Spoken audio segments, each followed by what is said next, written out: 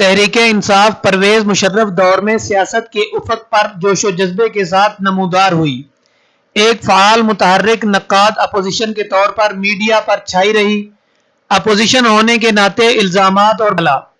اب جبکہ تحریک انصاف کو صوبوں اور مرکز میں حکومت ملی ہے، لیکن ابھی تک وہ اپوزیشن کی نفسیات سے نہ نکل سکی۔ حکومتی وزراء کی بدزبانی میں مسلسل اضافہ ہو رہا ہے، بلکہ نیشنل ٹی وی پر بیٹھ کر فحش گوئی اور گالم گلوچ سے بھی پرہیز نہیں کیا جا رہا۔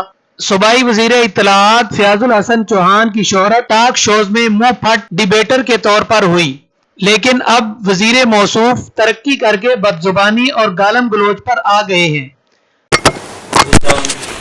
بہت ویسے بینک چوت اور گھٹیا لوگ ہو یار، بینک چوت اور گھٹ سے بینک چوت اور گھٹ سے بینک چوت اور گھٹ۔ میری عزت اور وقار کو تار تار کیا شیخ رشید احمد جیسے گھٹیا آدمی نے کہ جس نے آج تک کسی سے وفا نہیں کی۔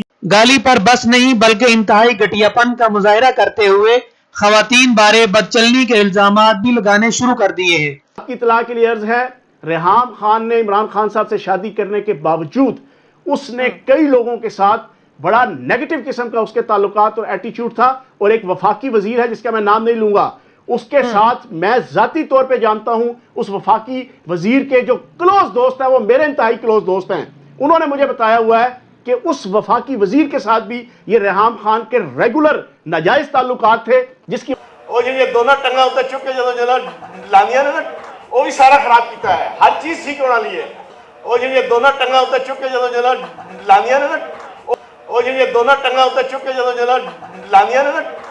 اپنی ہندوانہ رسم بسنت کو اسلامی شعار عید الاضحیٰ سے ملانے کی بھی لچر توجیہ پیش کی۔ صاحب پہلے بھی کمیٹی بنائے گی، پہلے بھی سر یہ راڈ کا کانسیپٹ بتایا گیا۔ پرویز الہی صاحب جو اس وقت آپ کے اسپیکر ہیں اور آپ کی جماعت کے بہت قریبی آئے ہیں، اس دور میں بھی یہ ہوا، تب بھی گردنیں کٹی سر، ابھی بھی کٹ رہی ہیں تو سر گارنٹی دیں گے آپ؟ خدا کے بندے، میں یہ پوچھ رہا ہوں کہ آپ عید الاضحیٰ مناتے ہیں، عید الاضحیٰ میں ہر عید الاضحیٰ پہ جنا سینکڑوں لوگ زخمی ہوتے ہیں اور کچھ کی جانیں بھی چلی جاتی ہیں ذبح کرتے ہوئے، تو آپ یہ کہیں گے کہ چیز کے اوپر پابندی لگا دی جائے؟ اس کا مطلب یہ ہے کہ اگر گندا پانی آ رہا ہے اس سے لوگ ہیپیٹائٹس سے مارے تو وہ پانی صاف نہ کیا جائے، کیونکہ لوگ تو ویسے بھی مر جاتے، تو کائٹ فلائنگ سے بھی۔